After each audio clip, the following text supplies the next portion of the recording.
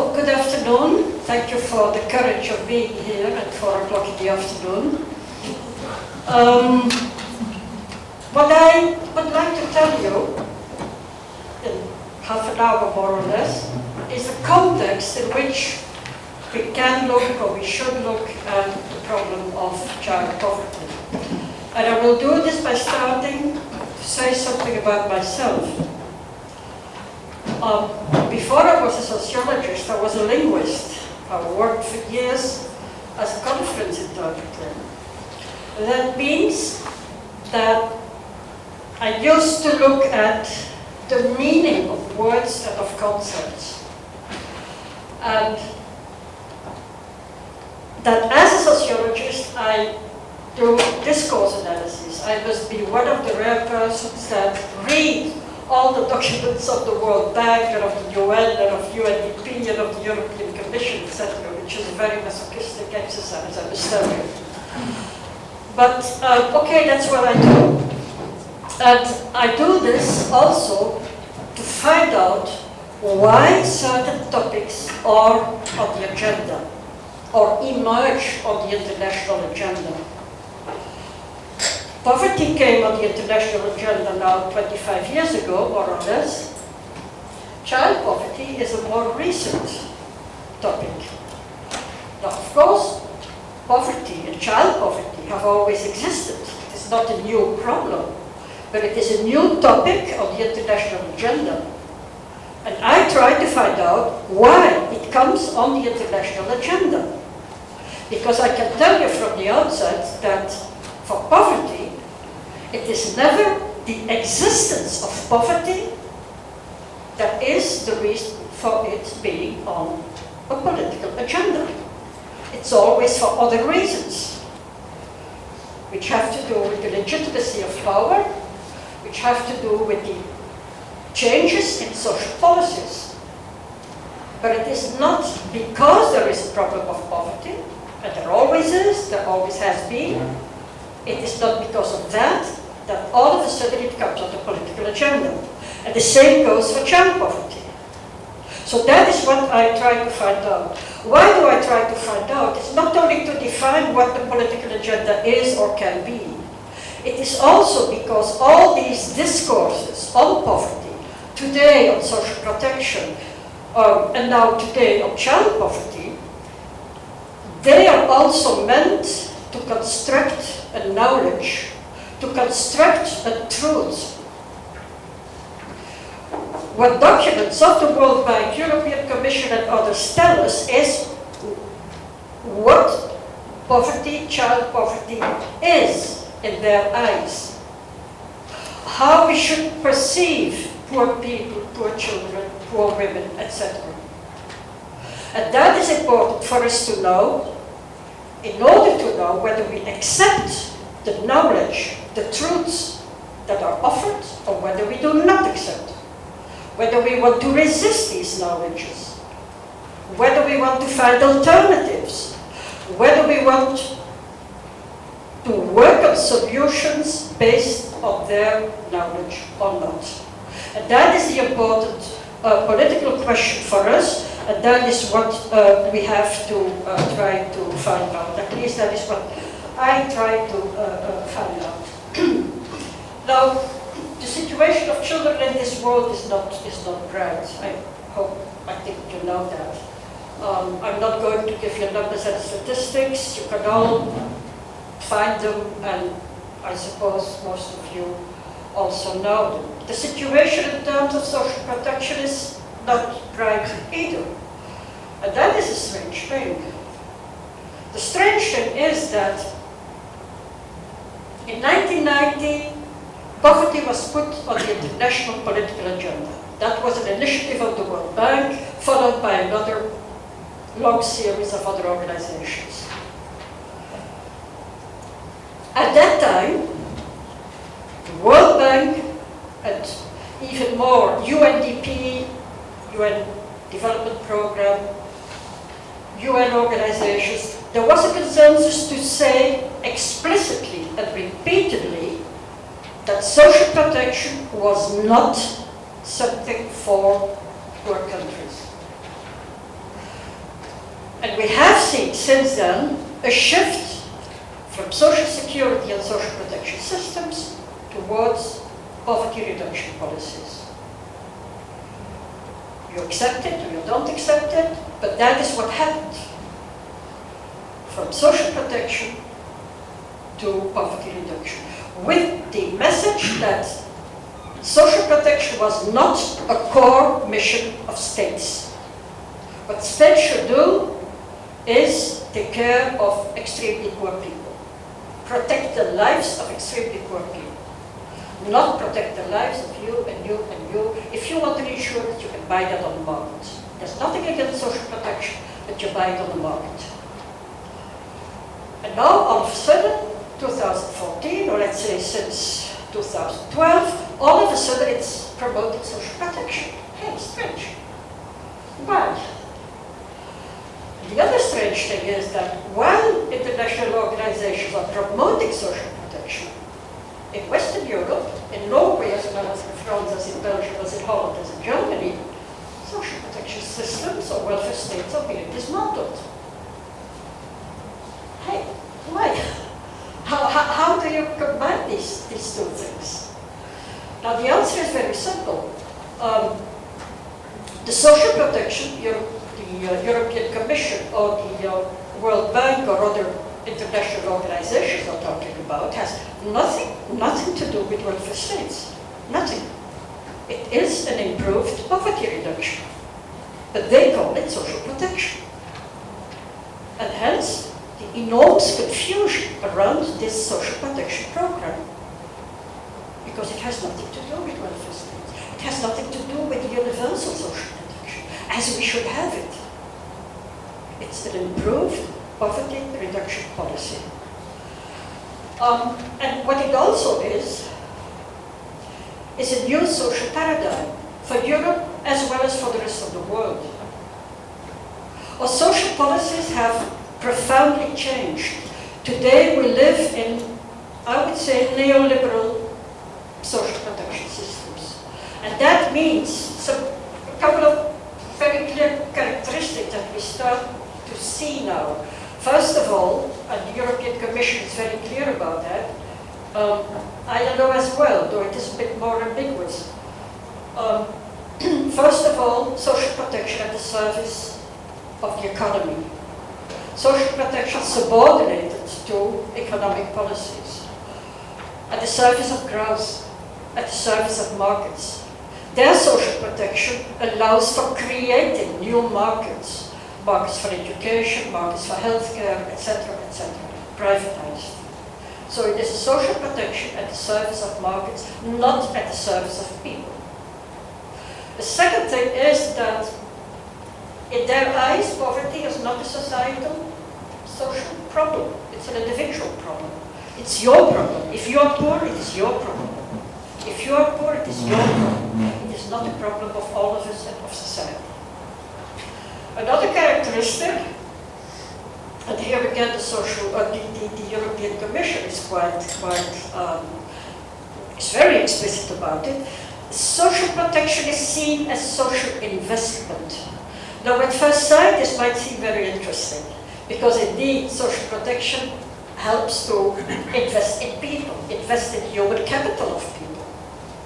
Okay, we can accept that, I think. But investment means you expect a return. Okay, you expect a return. If I invest in you, you will be a productive worker. But what if you're 80 years old? Should I invest in you? That's not so sure. And hence, all the discussions in our member states, I think, well, Norway is not a member state of the European Union, but in other states, I think, on whether we should invest in care for older people. Also, whether we should invest in young people who happen to want to study anthropology, classical languages, whatever, something that does not lead directly to the labor market. Should we invest in that? That's not so sure. So the whole social investment reasoning leads to some very, very difficult and dangerous questions. Limited role of the state, And also, always, these neoliberal social protection systems are targeted. They are for the poor, they are not for other people. They are targeted, means-tested policies for the poor. And so our whole social policy context is being changed, and that is the context in which we have to look at the emergence of child poverty on the agenda. Now, before I go on, I would like to make two brief remarks. One is, we live in 2014. That is 100 years after 1914. I do not know to what extent Norway was involved in the First World War. Belgium was, very much. And we have in Belgium a whole series of commemorations of the First World War. In France as well. There's one element missing in these commemorations, and that is social justice.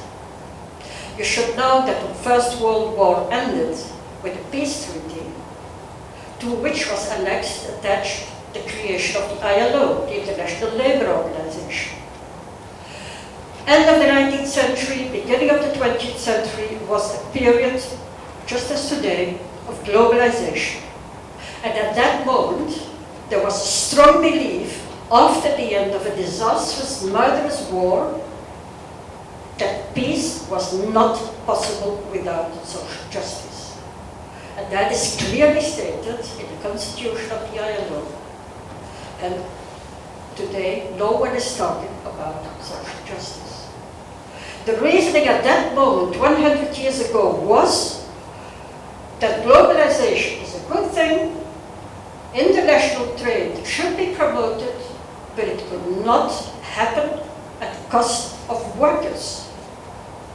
And countries with a good social security system in that period should not be sanctioned because of that. Today, it's the reverse. Globalization thrives on inequality, on competition on wages, on competition in systems of social protection. And I think we should remember the message of 100 years ago and try to reverse that again. Because it is, peace indeed is not possible without social justice. And the second thing I want to link to that is in fact already my conclusion. I do have to come back to the child poverty. And that is that we should indeed think of changing again that social paradigm. That neoliberal paradigm does not help us, does not help the poor people, does not help society. For neoliberals, poverty is not a social problem, it's an individual problem.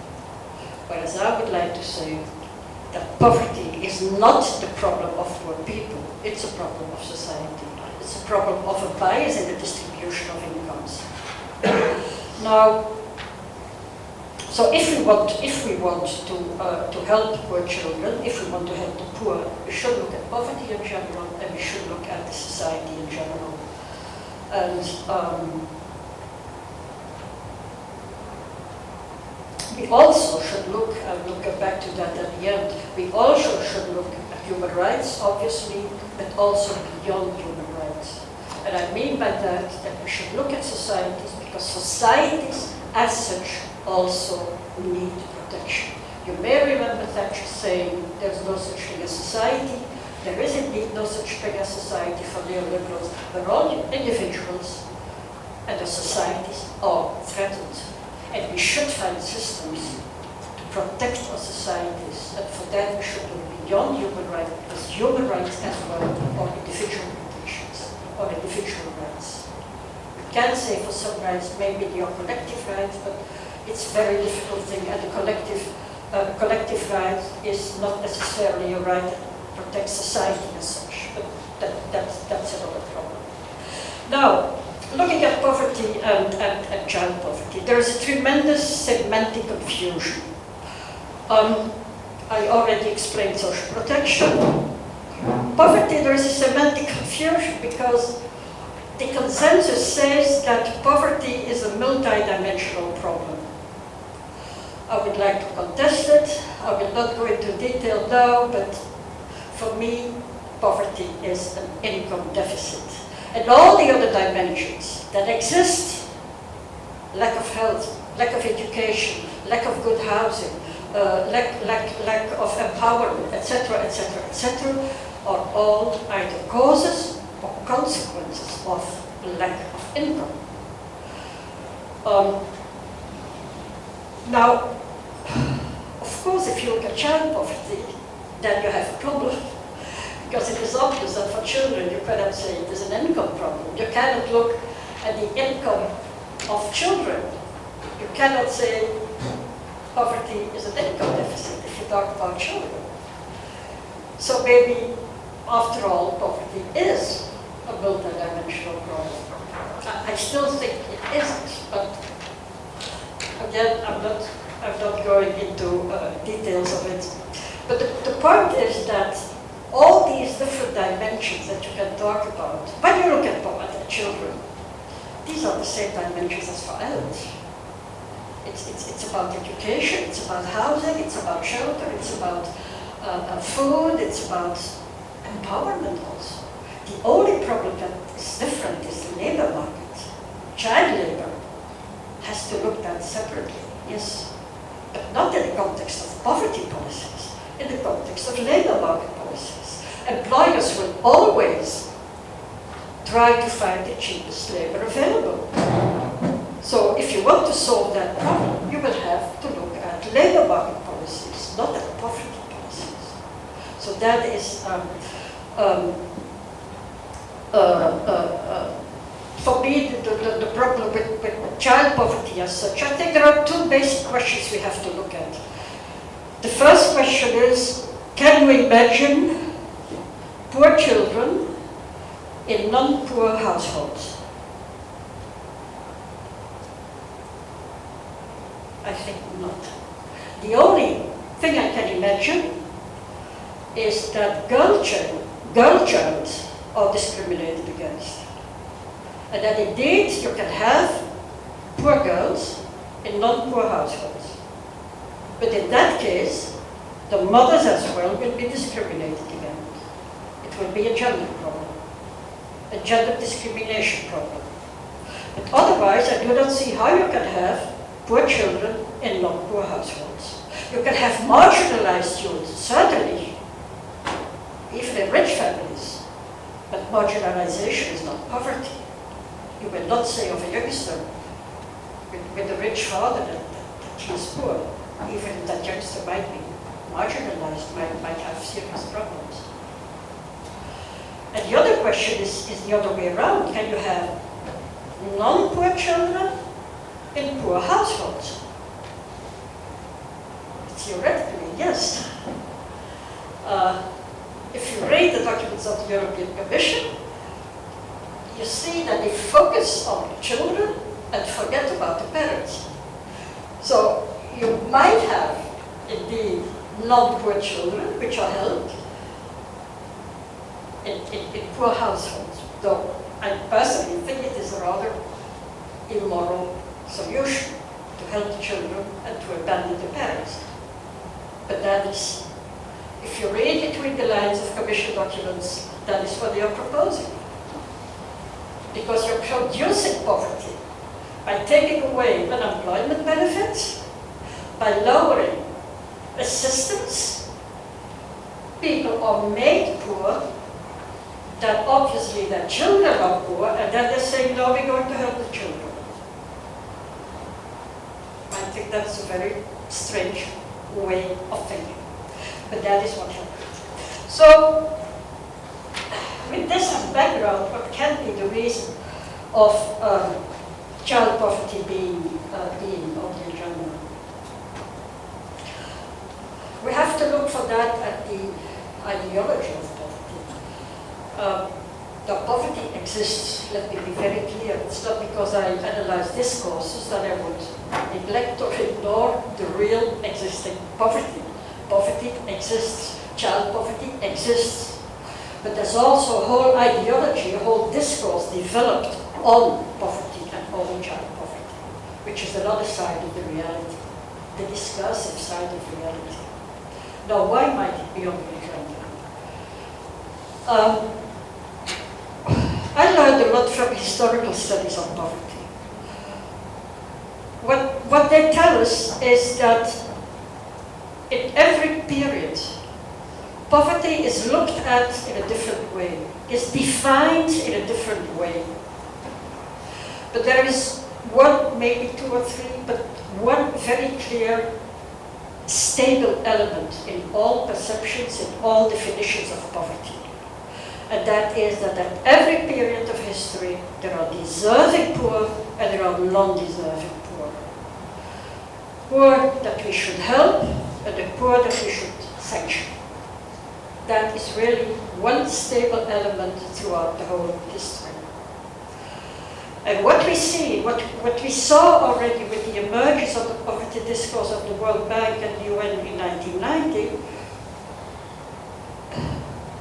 what was very clear is that one was looking all the time for the poorest of the poor, the human face of poverty. They started to see women, and they talked about the feminization of poverty.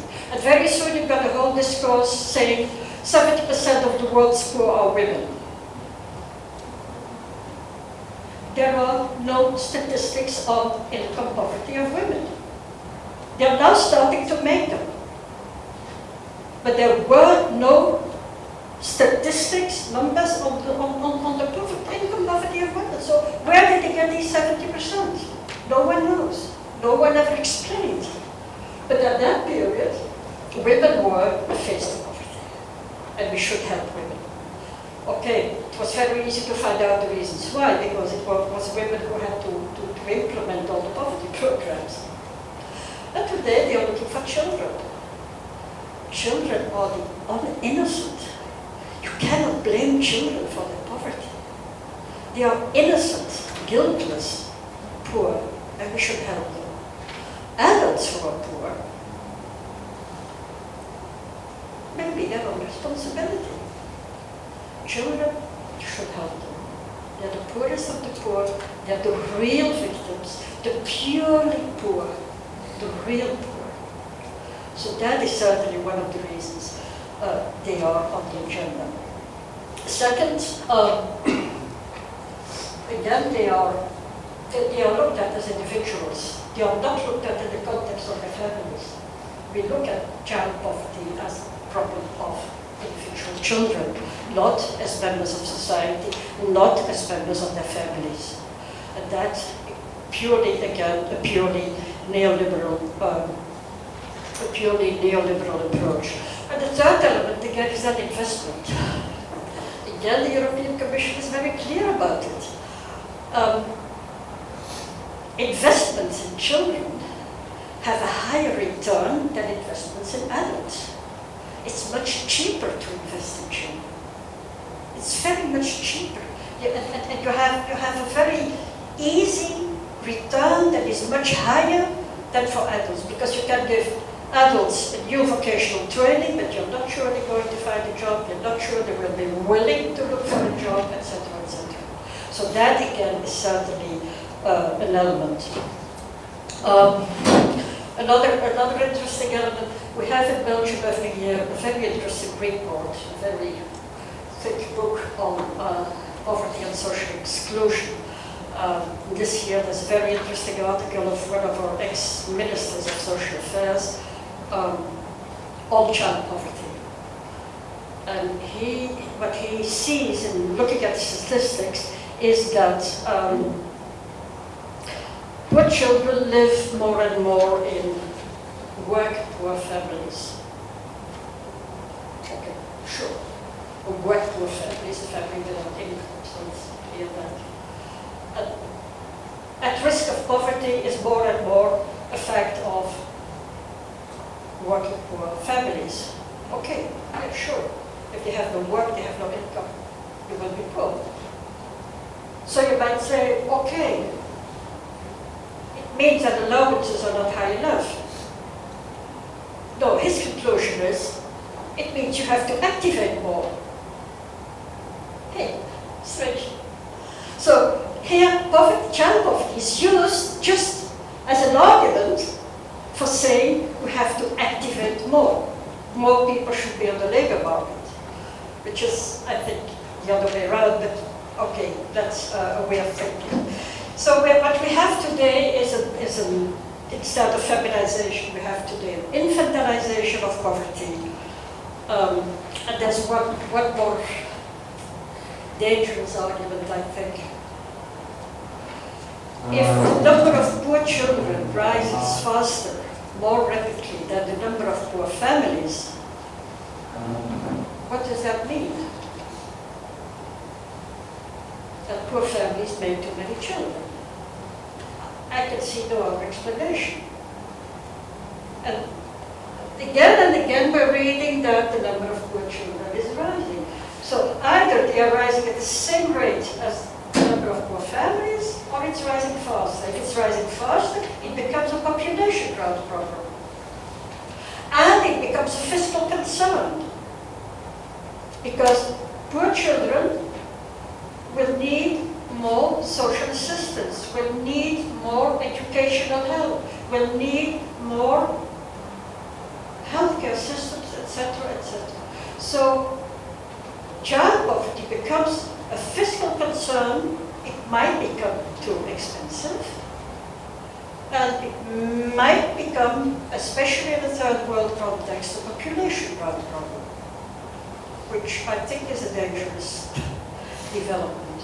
And the last argument, and that is a very obvious one, if you show a picture of a poor man or woman begging in the streets, you will not have many reactions. If you show the photo of a poor child, a hungry child, rich people will open their wallets. So it is an easy way for charity, for philanthropy, for getting money from the rich. And their child poverty plays its role in a formidable way. And I think that is certainly one of the elements we have to take into account. I come to an end. What I would like to say is that given all these arguments, given these reasons and possible reasons for child poverty being on the agenda, foreseeing the social protection policies in a neoliberal way, individual, targeted, investment oriented, I think the important thing is, if in political and in social practice, to never de-link the problem of child poverty from the poverty problem in general and from society in general. We will never solve child poverty by just looking at poor children. And I think you all know that, and it was also the message this morning which we heard from the first speaker, Professor Walter, was it? The first speaker of this morning. I think he said that very, very clearly, and I think that is really the main message we have to remember. We should also stop fragmenting all the rights. Social rights cannot be separated from economic rights, cannot be separated from human rights in general. And of course, if you look specifically with poor children, and I think the colleagues from Berlin and from Leeds will explain that as well. You work specifically with these groups. That is of course okay, but never forget in your mind that this is just a part of a much larger problem. And I think that is something we should never forget. And that is why this will be my last sentence. My organization is working at trying to extend this concept of social protection, because we do not accept the truth, the knowledge that is being offered today on poverty, on social protection. So we want to develop a new knowledge, a new concept of social protection. Probably we will call it social commons, precisely because we want to open up the concept and put in social rights, economic rights, environmental rights. If you have no water, you have a problem. So, and also looking beyond human rights. Because, again, our societies need to be protected as well, not only individuals. And we will not survive as individuals if we do not protect our societies. So this was more or less my general message, and I hope the colleagues will be able to complete it and improve it and criticize it and whatever. Thank you very much.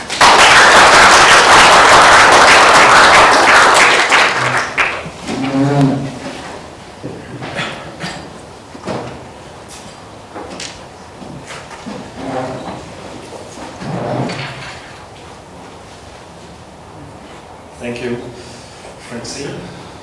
I'm Stefan from Berlin. I'm working for GangWay, and I'm a social street worker. And it's the point that I want to give you two examples from our daily work.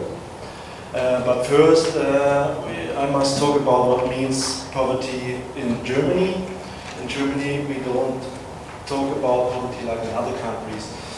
Poverty in Germany means in most cases not starving or freezing, but being excluded from lots of cultural and social opportunities.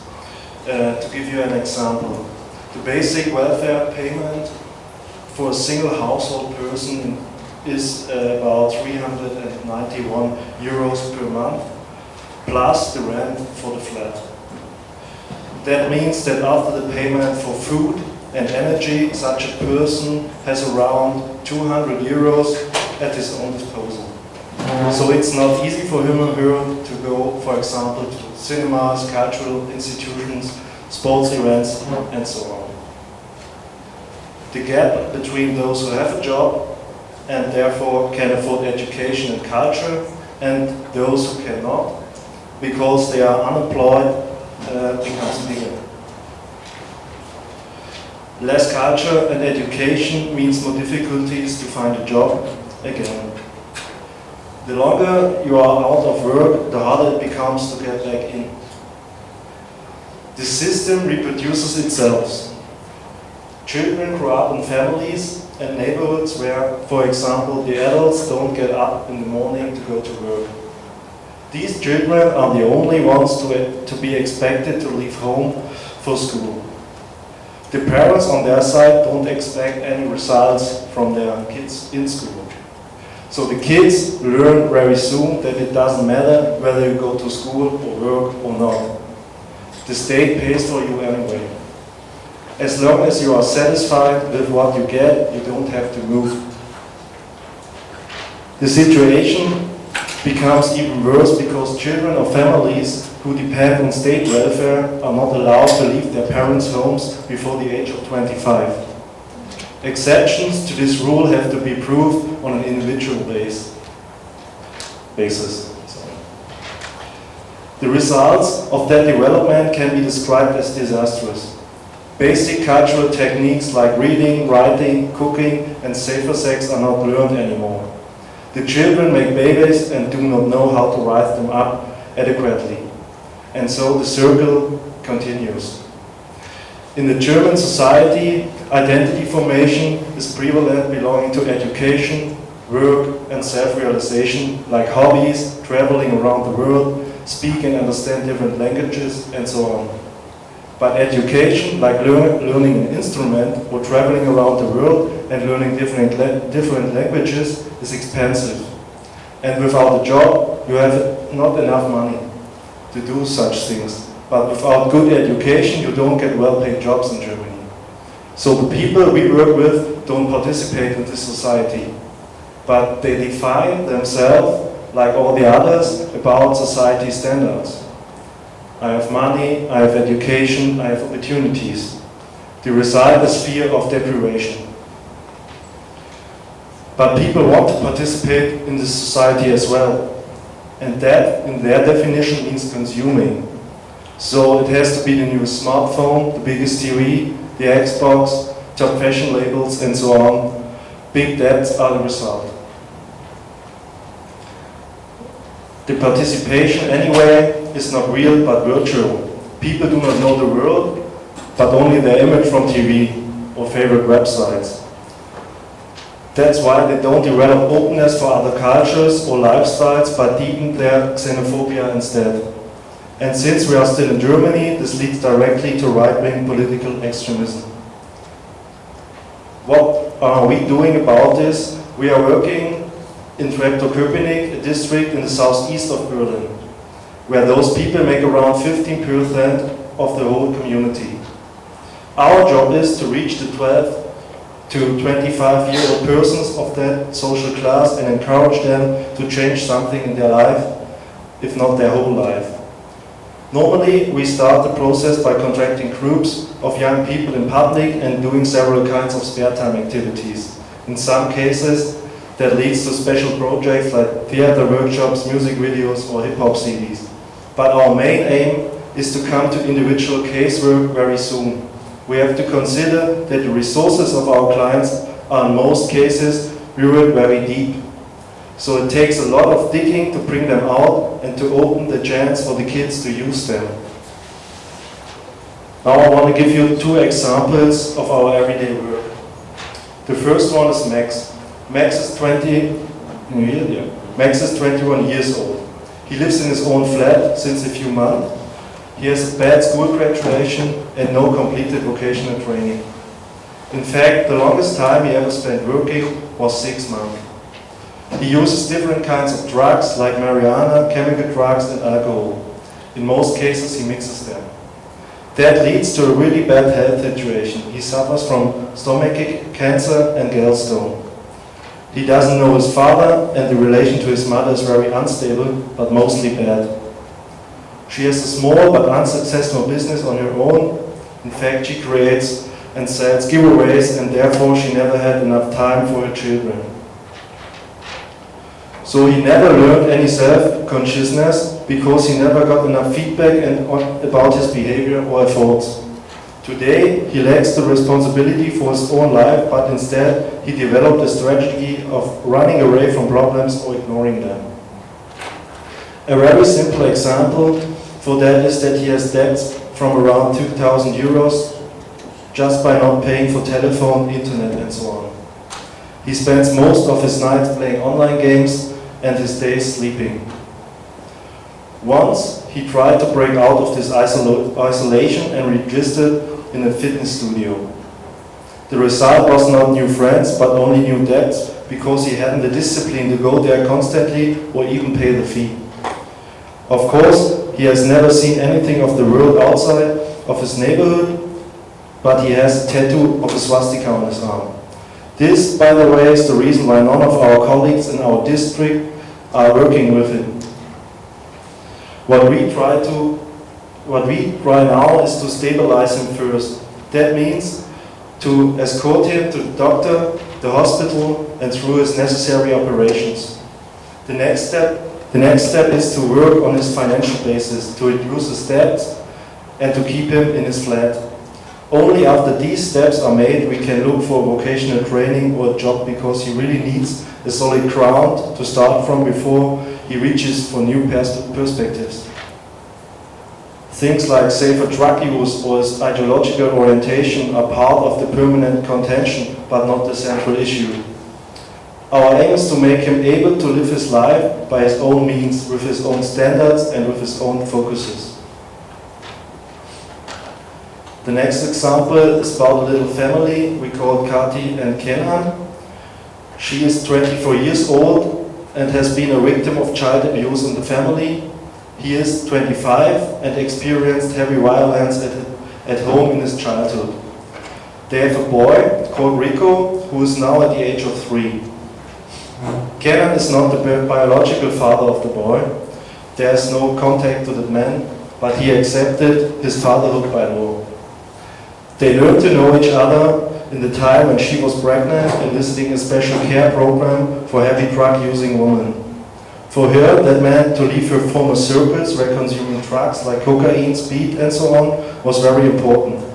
For him, this opened the chance to build up a stable life after his return from his military engagement with the German army in Afghanistan.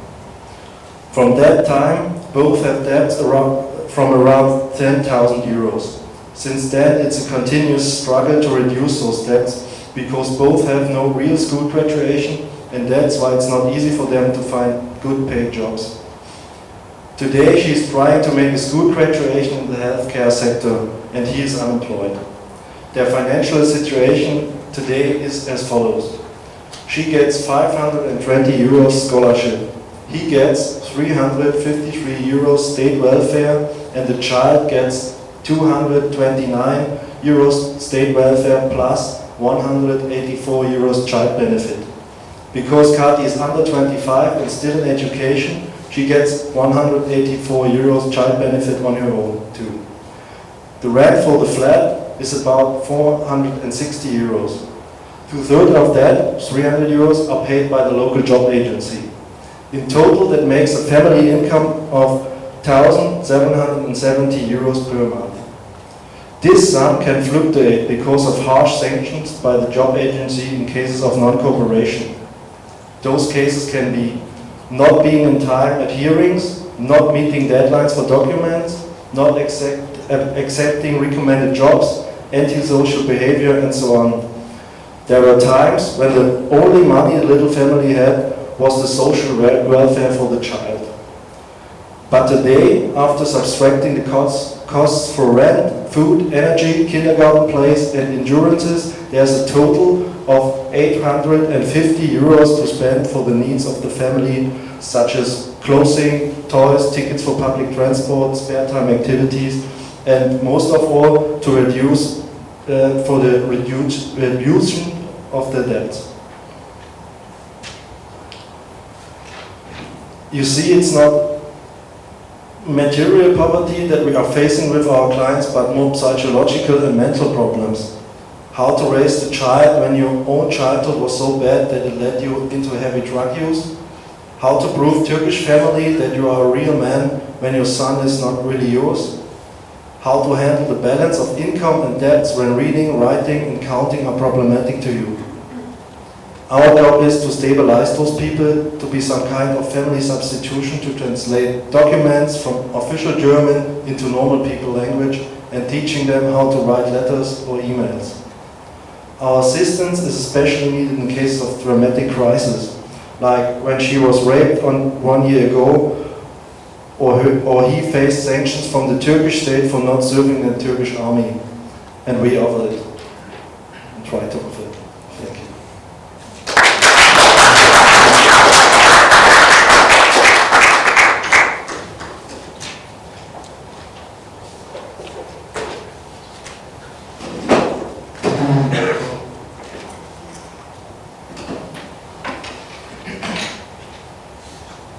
Can you hear me if I don't use this? No.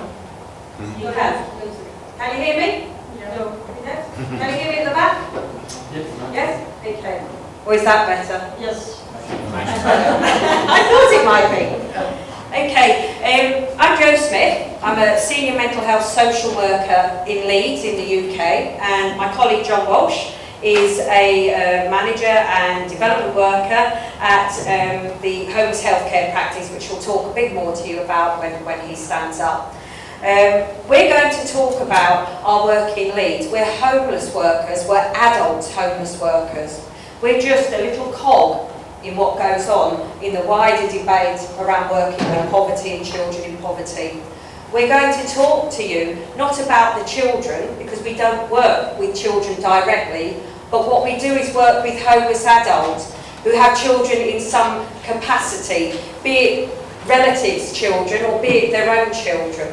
And the work we do with the adults will hopefully offset any conditions or situations related to the poverty that those children might experience and the situations that the adults find themselves in.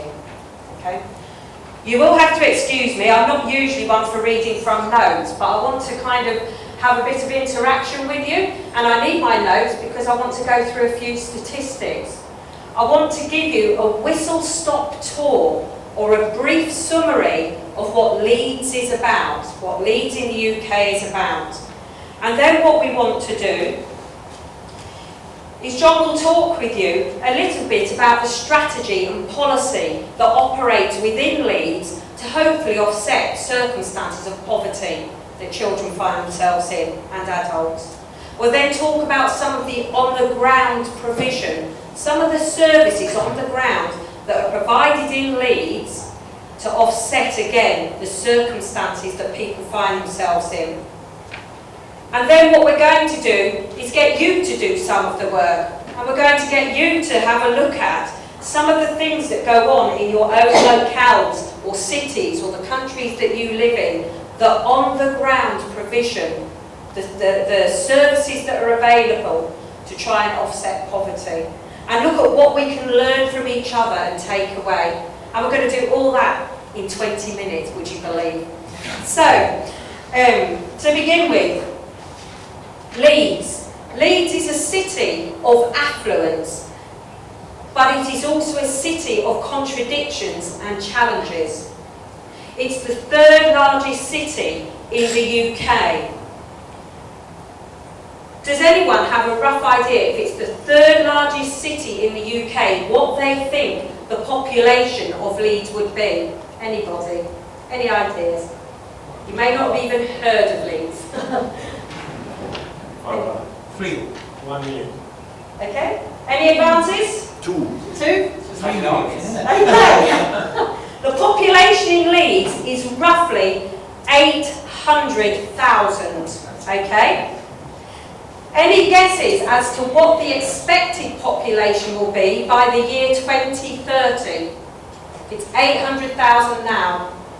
Any thoughts? 1.5 million. Shout up. 1.5 million. 1.5 million. Anybody else? 500,000? It should be, they expect, around 1 million, okay, by the year 2030. It's a diverse city, it's an exciting city, it's supposedly a 24-hour city, and it's growing, and it's one of the fastest growing cities in the UK. Residents come from over 140 different ethnic communities. That's those that are currently living in the city, but those that also migrated into the city. It's vast. I could give you a list from the census, but I'm sure by the time I finish that, we would miss the do this evening, so just enough for me to give you what I've given you.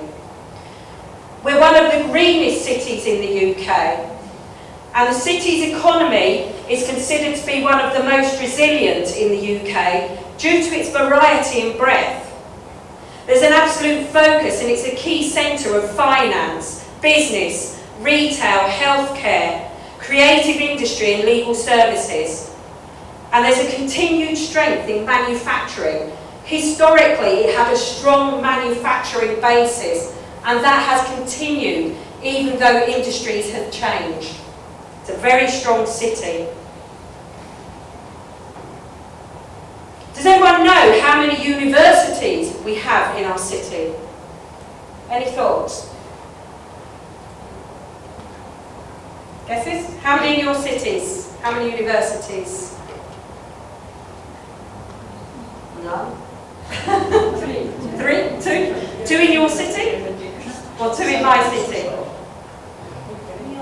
In ours, we have 3 universities, and we also have the largest teaching hospital in the whole of Europe, which is St James's Teaching Hospital.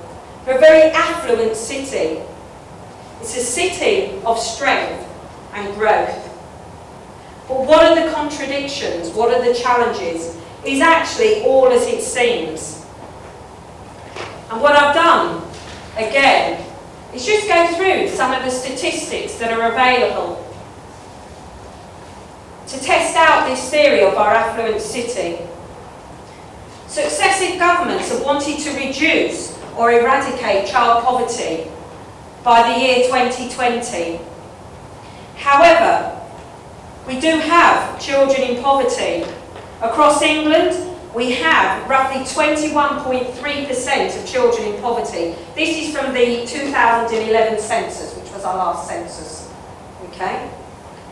And if we look at where Leeds features compared to other countries in the UK in reducing child poverty, and if we're looking at parliamentary constituencies, if we're looking at the top 20, Leeds is actually 19th in that list.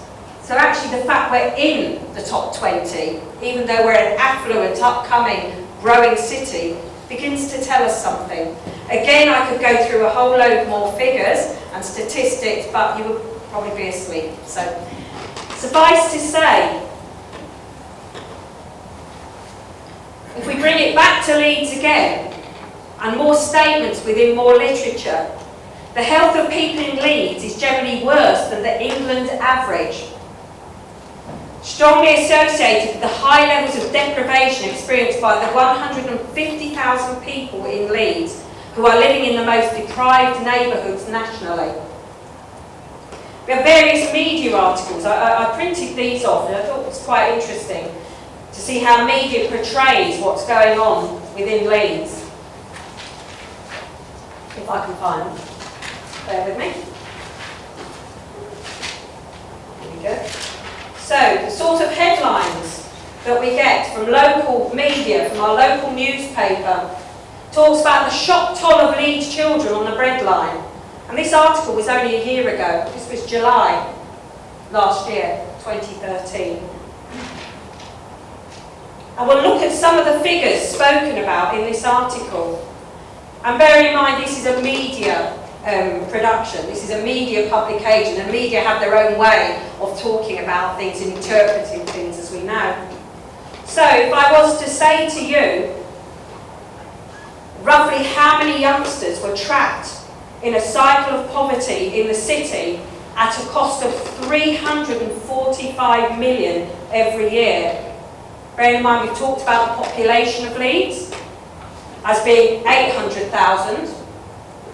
How many youngsters would you believe or would you think were trapped in a cycle of poverty within our city? We're a population of 800,000. Any guesses? Okay. More than 31,790 children are trapped in a cycle of poverty, according to this article. Okay. How many children in the UK live below the poverty line? And the statistic would be 3.6 million. Large figures and at large costs. The other article I printed off, another interesting article, talks about the stark truth of the Leeds child poverty gap. Within Leeds, there's massive gaps between those from the wealthiest areas and those from the wealthiest backgrounds and those from the least wealthiest backgrounds. And again, this was another article, Stark Truth of the Leeds Child Poverty Gap. And this was from January 2012.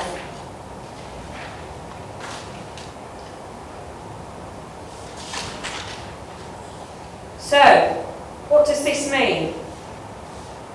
We talked about Leeds being a city of affluence, of growth, a place where everybody wants to now live, the third largest city in the UK. We've looked at some statistics in terms of nationally within the UK, and we've looked at some statistics within Leeds and how they relate. We talked about the government wanting to try and eradicate or reduce child poverty by 2020.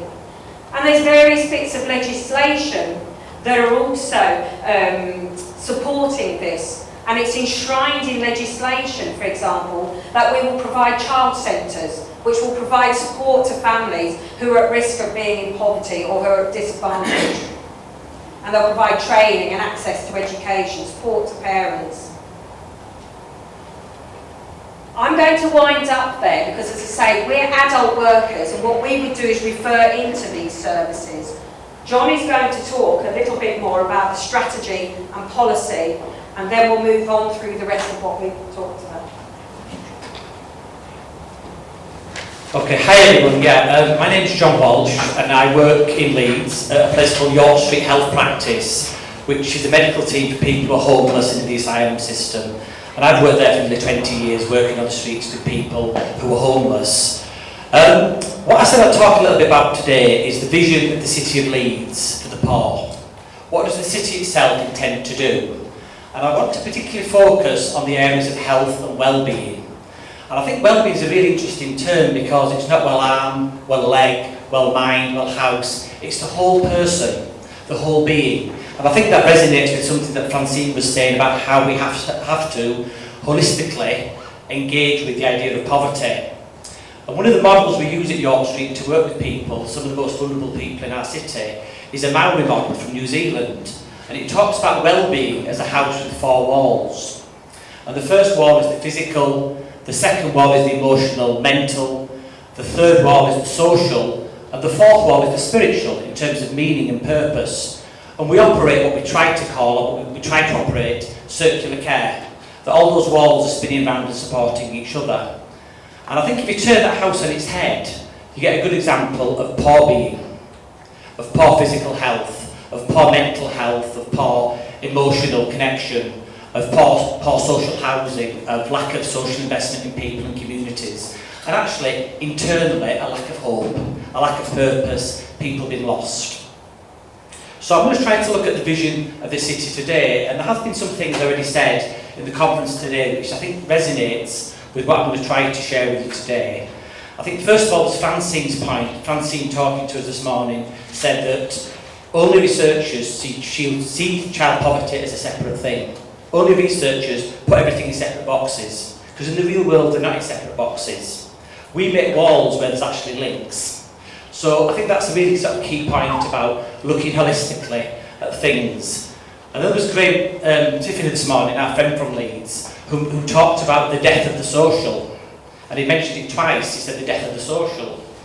And I think that's an interesting thing. And certainly is the debate about is the social on the decline, is it dying, has it died? And what I'm going to describe for the city of Leeds is what I would argue is the rebirth of the social. That we see the social entering back into the room when we thought perhaps it was dead and buried or on its deathbed and having another go. I think we see the resurrection of the social. So that's something I'll be arguing, I think, in this presentation today. I think the other point was from Walter Lawrence this morning, who spoke about social contracts and the need to encourage young people to citizenship, not in terms of passports, but rather in terms of stakeholding, having an investment in society. And I'm going to look at it the other way. The investment society should have, the stakeholdingness they should have in young people, but all people, in Leeds and right across our world. Because we often talk about the vulnerable as a concept, rather than as our people, because that's who they are. They're our brothers and sisters. There is fundamentally one race, and we're all part of that race. The way I'll do this is to try to talk about the idea of vision. And Leeds has a vision, which I will promise that I will get to it in a minute. What I'll try to touch on is the importance of vision. Why do we need a vision? And I would argue that we need a vision in order to see.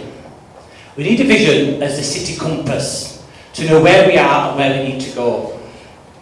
I think that vision gives us that template, that framework to work in. And there's an interesting phrase in the Bible, in the Proverbs of Solomon, and it says, without vision, the people perish.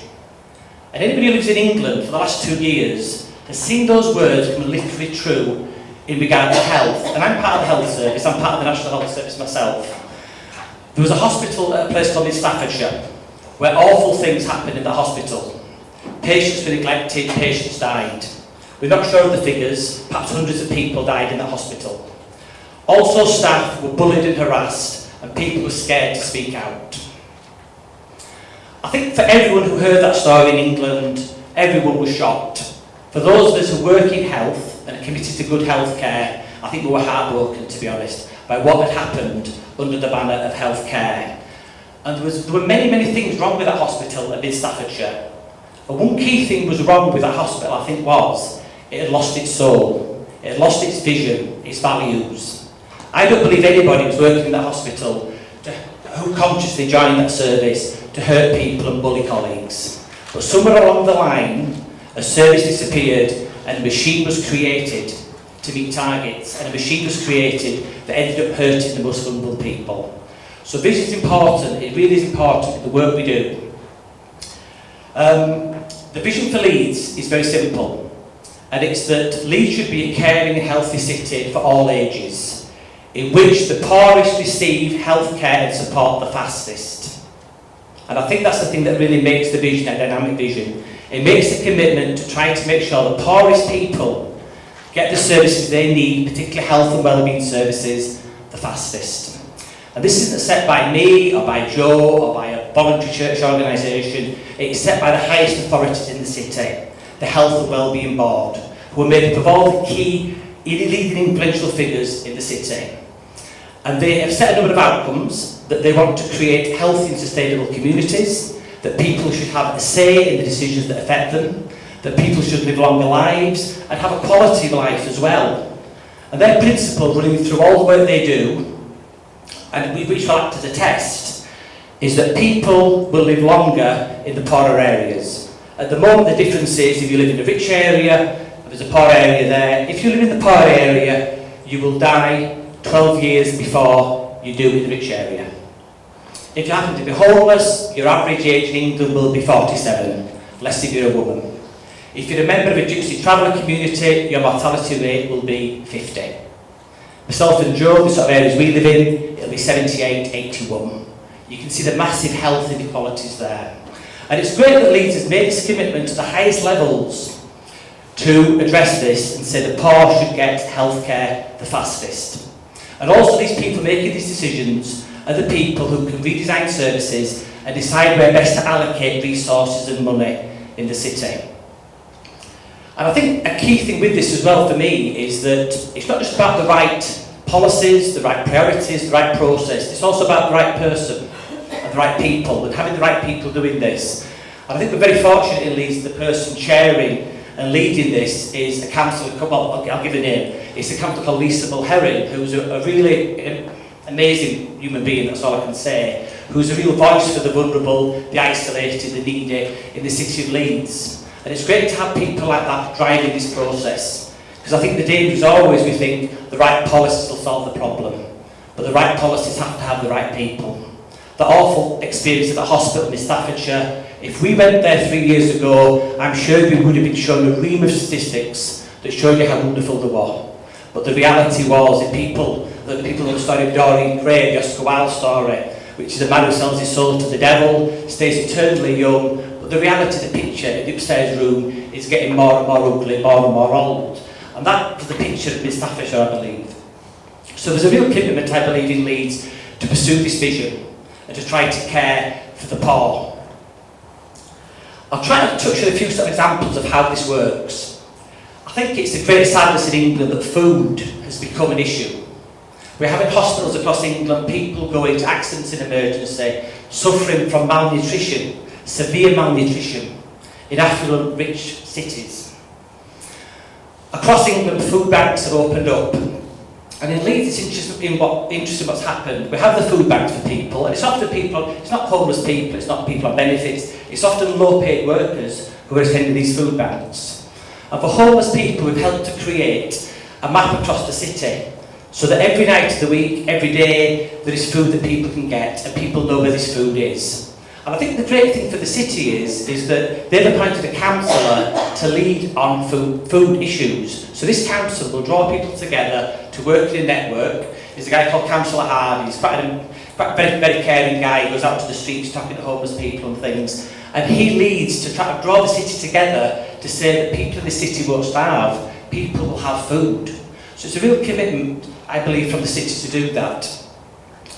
The second example in Leeds is what's called integrated care. So social care and health, which were always separate, and sometimes never spoke, have been drawn together in 12 offices across the city, including some of the most deprived areas, so that assessments can be done quickly, resolution of problems can happen more quickly, needs can be met more quickly, and also that social care and health can learn from each other and start to build new, better cultures, hopefully more inclusive answers. The third thing I'll mention about Leeds is its hospital discharge programme. And this concerns homeless people. We've managed to bring somebody into the city, we're trying to get the money continue to be refunded. And the aim is that when homeless people are medically well on wards, they're not sent back to the streets. And we set up a pathway so they can have temporary accommodation and then get their own accommodation and support them right the way through. And we have a doctor and a nurse who goes on wards and will have those difficult discussions sometimes with consultants and say, this man may be medically fit to go, but he's nowhere to go to. And going to the streets is not an option. And it's really started a cultural shift. I thought it would take a long, long time for this to happen, but it's already happening now. And I think the reason I'm sharing this with you is that we live in an age of austerity. We live in an age that's really difficult sometimes to help people get the basic things. But I think it's incredible work, not just in Leeds, but I'm sure right across England, right across Europe, right across the world going on. And I think conferences like this are great times to come together and celebrate some of the good stuff that's going on. And I think for myself, I've worked in this field for like 20 years, walking the streets, talking to homeless people, trying to work with them. And some of this work we've done strategically, from the bottom up and the top down, right across the city, has been some of the most exciting, the most innovative, most effective work I've done. And I think the secret to this work is very, very simple. You know, you don't have to have a degree in quantum physics to sort of work it out. It happens when people who care connect. It happens when people make the links to make the difference. When people come together to make that change, things start to happen. They're often small, but they can grow. But I think there is a price tag to this work, I really do. And the price tag is, and I've been guilty of this, so I'll put my hand up to this, is that we often live in goldfish bowls. And I've done this in homelessness as well.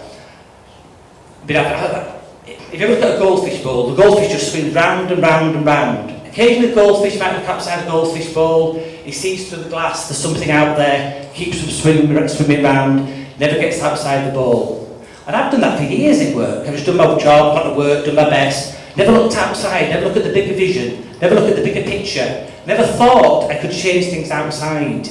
And I think the challenge is to break the glass. Now if you break the glass for the poor goldfish, he dies. If we break the glass, we live, because we start to grow and get challenged with engaging. And I would say to anybody here who feels powerless, if anyone says that to anybody, any pundit says that, don't believe them. Because that's what makes us powerless. There's a real need for us to see, own and release our own potency. And I think that's the challenge really we all have, is to ask what links we can make to make that difference. And just like to say thank you for listening as well.